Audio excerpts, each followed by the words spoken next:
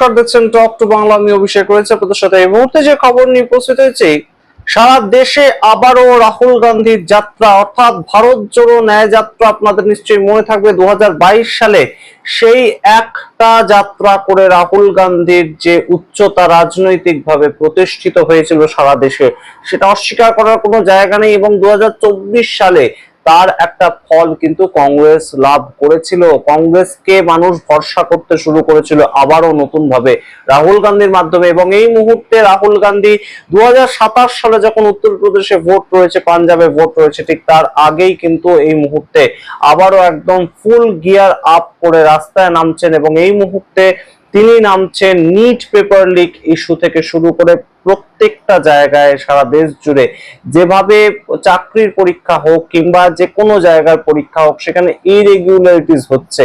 আমরা দেখতে পেয়েছি দেশের সারা বিভিন্ন রাজ্যগুলো থেকে এই ধরনের খবর উঠে আসছে। সেটা বিহার হতে পারে, সেটা উত্তরপ্রদেশ হতে পারে, প্রত্যেকটা জায়গায়, সেটা রাজস্থান হতে পারে, তেমন জায়গাগুলোতে রাহুল গান্ধী খুব গুরুত্বপূর্ণভাবে পয়েন্ট আউট করে এবারে একদম যাত্রা হবে। এবং সেই যাত্রা কিন্তু অন্য গুরুত্বপূর্ণ মাত্রা পাবে, এবং সেইটা 1 মাস ব্যাপী সেই ধরনের যাত্রাটা কিন্তু রাখা হয়েছে। কোন কোন জায়গায় যাত্রাগুলো, সেগুলো যদি আপনাদের সামনে রাখি। কোটা, অর্থাৎ কোটায় যেখানে আপনারা জানেন যে একদম আইআইটির জন্য প্রস্তুত করানো হয় ছাত্রছাত্রীদের, সেখানে ছাত্রছাত্রীরা সেখানে গিয়ে শুধুমাত্র পড়াশোনা করে যাতে তারা আইআইটি এবং অন্যান্য ইনস্টিটিউট গুলোতে একদম ইঞ্জিনিয়ারিং পড়তে যেতে পারে, সেই কোটাতে একদম সরাসরি রাহুল গান্ধী এই যাত্রাটা করবেন 17ই জুন, আপকামিং 17ই জুন। তার পরবর্তীতে প্রয়াগরাজে তিনি করবেন 10ই জুলাই। প্রয়াগরাজ অত্যন্ত গুরুত্বপূর্ণ জায়গা উত্তরপ্রদেশে, আপনারা জানেন কয়েকদিন আগেই এসএসসি, জিডি, লেকপাল এই ধরনের পরীক্ষাগুলো ক্যান্সেল হয়ে যাওয়াতে সাধারণ মানুষ তারা কিন্তু প্রতিনিয়ত লখনৌতে আসছেন। এবং লখনৌতে একদম ককরোচ জনতা পার্টি যেখানে প্রতিরোধ দেখিয়েছিল, ঠিক সেখানে একসাথে তারা সবাই চলে এসেছিলেন এবং সেই প্রতিবাদ দুটো মিশে গিয়েছিল। আপনাদের দেখিয়েছিলাম সেই ছবি। তো সেই জায়গাতেই প্রয়াগরাজে রাহুল গান্ধী প্রতিবাদ দেখাবেন, প্রতিবাদ করবেন, এবং সেখানেও নিট পেপার লিক ইস্যুটা নিয়ে। এবং তার সঙ্গে পাটনাতে প্রতিবাদ দেখাবেন তিনি 11ই জুলাই পাটনা, কারণ বিহারেও আপনারা জানেন কয়েকদিন আগেই একদম বিহারে পেপার অ্যান্সার স্ক্রিপ্ট, এসএসসি জিডির যে অ্যান্সার স্ক্রিপ্ট, সেটা লিক হয়ে যাওয়ার ফলে এসএসসি জিডি পরীক্ষাটাই ক্যান্সেল হয়ে যায়। এবং বিহার, উত্তরপ্রদেশ, পাটনা এই ধরনের জায়গাগুলোতে সাধারণ যারা ছাত্রছাত্রী, তাদের মধ্যে কিন্তু এখনো সরকারি চাকরির প্রতি একটা মোহ রয়েছে। সরকারি চাকরির জন্য তারা পড়াশোনা করে এবং সেটা কিন্তু এখনো পর্যন্ত সেখানে বর্তমান। তাই সেই সমস্ত জায়গাগুলোতে যদি রাহুল গান্ধীর মতন দেশের বিরোধী দলনেতা তিনি একদম সরাসরি হেঁটে প্রতিবাদ করেন, তার একটা অভিঘাত কিন্তু সাধারণ মানুষের উপর পড়বে বটেই। যে আমাদের কথাটা সরকার পর্যন্ত বলার মতন কেউ একজন রয়েছেন, এবং তিনি দেশের বিরোধী দলনেতা, তিনি সংসদ থেকে নেমে রাস্তায় নামছেন এবং সেই রাস্তায় তিনি একদম রীতিমতন র্যালি করে প্রতিবাদ দেখাচ্ছেন। গুরুত্বপূর্ণ হবে, বিষয়টা গুরুত্বপূর্ণ হবে। এবং অবশ্যই ভারত জোড়ো ন্যায় যাত্রার যে ইম্প্যাক্টটা পড়েছিল, কংগ্রেস যে বেনিফিটটা লাভ করেছিল 29-এর ভোটের 3 বছর আগে, রাহুল গান্ধী যে পদক্ষেপটা নিচ্ছেন সেটা যুব সমাজকে অ্যাট্রাক্ট করতে অবশ্যই গুরুত্বপূর্ণ একটা পদক্ষেপ।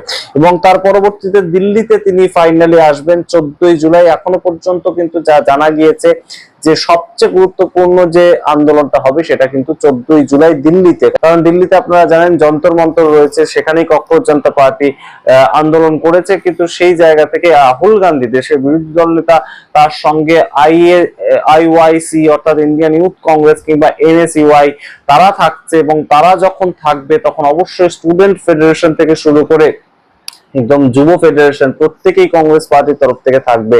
সেটা যেমন একটা ফ্যাক্টর হবে। অবশ্যই গুরুত্বপূর্ণ জায়গাটা এই সামনের মনসুন সেশনেও কিন্তু উঠবে, তার কারণ একদম সরাসরি কিন্তু রাহুল গান্ধী, দেশের বিরোধী দলনেতা, তিনি মনসুন সেশনে যখন যাবেন তখন কিন্তু তিনি এই বিষয়গুলো নিয়ে আলোচনাও করবেন। যে আমি রাস্তায় নেমেছি, এই মুহূর্তে দেশের বিরোধী দলনেতাকে রাস্তায় নামতে হচ্ছে কারণ দেশের শিক্ষামন্ত্রী এখনো পর্যন্ত ইস্তফা দিচ্ছেন না। দেখুন একদম সরাসরি লেখা আছে, the movement will take to the streets the demand earlier articulated by leader of the opposition Sri Rahul Gandhi, including decentralization of NEET, abolition of examination fees, strict legal action against those involved in paper leak rackets, and accountability at the highest level of governments। অর্থাৎ একদম সরাসরি 4টে দাবি নিয়ে রাহুল গান্ধী রাস্তায় নামবেন। কি কি দাবি? প্রাথমিকভাবে ডিসেন্ট্রালাইজেশন অফ নিট পরীক্ষাটা সেন্ট্রালাইজড ভাবে নেওয়া হয়। এনটিএ ন্যাশনাল টেস্টিং এজেন্সি সেই পরীক্ষাটাকে কন্ডাক্ট করে, কিন্তু যে এনটিএ কে নিয়ে সুপ্রিম কোর্ট সরাসরি প্রশ্ন তুলেছে যে এনটিএ তো পারছে না, এনটিএ এই পরীক্ষা নেওয়ার মতো তাদের ক্ষমতা নেই, তো সেই ক্ষেত্রে তাদের হাত থেকে বিষয়টা নিয়ে নেওয়া হচ্ছে কেন। এবং এটাকে নিয়ে থালাপতি বিজয় তিনিও তামিলনাড়ুর মুখ্যমন্ত্রী হিসেবে চিঠি লিখেছিলেন যে ডিসেন্ট্রালাইজ করে দেওয়া হোক নিট পরীক্ষাটা, যে কোনো রাজ্য তাদের মতন করে নিয়ে নেবে, প্রত্যেকটা রাজ্যের আলাদা আলাদা পরীক্ষা হবে ডাক্তারিতে ঢোকার জন্য, সেইভাবে করা হোক, তাতে অনেকটা সুবিধা হবে, তাতে কোশ্চেন পেপার লিকের যে ব্যাপারটা সেটা হবে না, এবং এত ছাত্রছাত্রীকে একসাথে বিপদে পড়তে হবে না। এই বিষয়টা নিয়ে রাহুল গান্ধী রাস্তায় নামবেন। পরবর্তী তার যে বক্তব্য, অ্যাবলিশন অফ এক্সামিনেশন ফিজ, অর্থাৎ এক্সামিনেশন ফিজ যেটা একবার পরীক্ষা দেয়া এবং সেই ক্ষেত্রে পেপার লিক হয়ে যাওয়া, আবারও পরীক্ষার জন্য ফর্ম ফিল আপ হওয়া, সেই ক্ষেত্রে আবারও পরীক্ষার ফিস জমা দেয়া, এইগুলো কিন্তু কখনোই চলতে পারে না। অর্থাৎ কেউ বা কারা পেপার লিক করবে আর সাধারণ মানুষ, সাধারণ ছাত্রছাত্রীরা বারংবার পরীক্ষার ফিস ভরবে, সেটা তো কখনোই কাঙ্ক্ষিত নয়। সেটা নিয়েও তারা রাস্তায় নামবেন এবং তার সঙ্গে এই যে পেপার লিক র্যাকেট যারা যুক্ত, এই পেপার লিক তো কেউ না কেউ করছে টাকার বিনিময়ে, তো তাদেরকে ধরতে হবে এবং অবশ্যই সরকার এর জন্য কিন্তু অ্যাকাউন্টেবল, সরকারকেও কিন্তু জবাবদিহি করতে হবে। এবং সর্বশেষ যেটা গুরুত্বপূর্ণ সবচেয়ে বেশি, যেটা ককরোচ জনতা পার্টি প্রথম থেকেই এই দাবিটা করছে, যে resignation of the union education minister. গুরুত্বপূর্ণ প্রেক্ষাপট, রাহুল গান্ধী দেশের বিরোধী দলনেতা রাস্তায় নামলে যে কি চেহারা নিতে পারে আমরা দেখতে পেয়েছিলাম, সেটা ভারত জোড়ো ন্যায় যাত্রার সময় পশ্চিমবঙ্গেও এসেছিল। পশ্চিমবঙ্গে যখন একদম রাহুল গান্ধী এলেন, অধীর চৌধুরী তৎকালীন সময় প্রদেশ কংগ্রেস সভাপতি ছিলেন, তিনি গিয়েছিলেন, প্রচুর মানুষ ভিড় করে শুধু দেশের বিরোধী দলনেতা তাকে দেখতে গিয়েছে। তখন রাহুল গান্ধী দেশের বিরোধী দলনেতাও ছিলেন না, কিন্তু এখন রাহুল গান্ধীর তো ক্রেজ আরো বৃদ্ধি পেয়েছে, এবং সেই ক্রেজ বৃদ্ধি পাওয়া নেতা যখন রাস্তায় নামছেন, একদম এসি গাড়ি ছেড়ে, পার্লিয়ামেন্ট ছেড়ে তিনি যখন রাস্তায় নামছেন, সাধারণ মানুষের কিন্তু অবশ্যই উৎসাহ বাড়বে। এবং যে মুহূর্তে খান স্যারের মতন স্যারেরা একদম তাদেরকে জেলে অ্যারেস্ট করে রাখা হয়েছে, সেই সময় রাহুল গান্ধী যদি পাটনায় যান, তাহলে আপনারা বুঝতেই পারছেন যে খান স্যারের মাতৃভূমি পাটনা, সেখানে খান স্যারের ফ্যান ফলোয়ার থেকে শুরু করে যুব সমাজ পাটনাতে যারা একদম পরীক্ষা দিয়ে পরীক্ষার জন্য বসে আছে, পরীক্ষা ক্যান্সেল হয়ে গেছে, পরীক্ষার জন্য বসে আছে, তারা ঠিক কতটা সাহস পাবে যে আমাদের সঙ্গে দাঁড়ানোর মতন লিডারও নিশ্চয়ই এই দেশে এই মুহূর্তে রয়েছেন। এবং অবশ্যই 2029-এর আগে এই যে যাত্রাটা, এই যে একাধিক যাত্রা, 17ই জুন, 10ই জুলাই, 11ই জুলাই, 14ই জুলাই, এবং প্রত্যেকটা আলাদা আলাদা রাজ্যে, কোটা, প্রয়াগরাজ, পাটনা, দিল্লি, প্রত্যেকটা আলাদা আলাদা রাজ্যে, সেটা কিন্তু অবশ্যই প্রত্যেকটা মিডিয়া, গদি মিডিয়া সহ প্রত্যেকটা মিডিয়াকে এই ফুটেজ কিন্তু দেখাতেই হবে, কারণ দেশের বিরোধী দলনেতা রাস্তায় নামছেন, এটাকে ইগনোর করা যাবে না। আমরা দেখতে পেয়েছি ককরোচ জনতা পার্টি তাদের প্রোটেস্টটাকে ইগনোর করছে সহজেই গদি মিডিয়া, কিন্তু এই মুহূর্তে দীপেন্দর হুডা যখন রাস্তায় নামলেন, তার উপর জলকামান চললো এই নিট পেপার লিক ইস্যুতে, তখন সেটাকে কিন্তু তারা একদম এড়িয়ে যেতে পারলেন না। একবার দুবার হলেও সেই ফুটেজটা চালাতে হলো, কারণ একজন সাংসদ, তার ওপর জলকামান তাক করছে পুলিশ। গুরুত্বপূর্ণ প্রেক্ষাপট। এবং দেশের বিরোধী দলনেতা তিনি যখন রাস্তায় নামবেন, তার উপর যদি জলকামান তাক করা হয়, তার উপর যদি লাঠিচার্জ করা হয়, তাহলে সেই খবর গদি মিডিয়া দেখাতে বাধ্য থাকবে।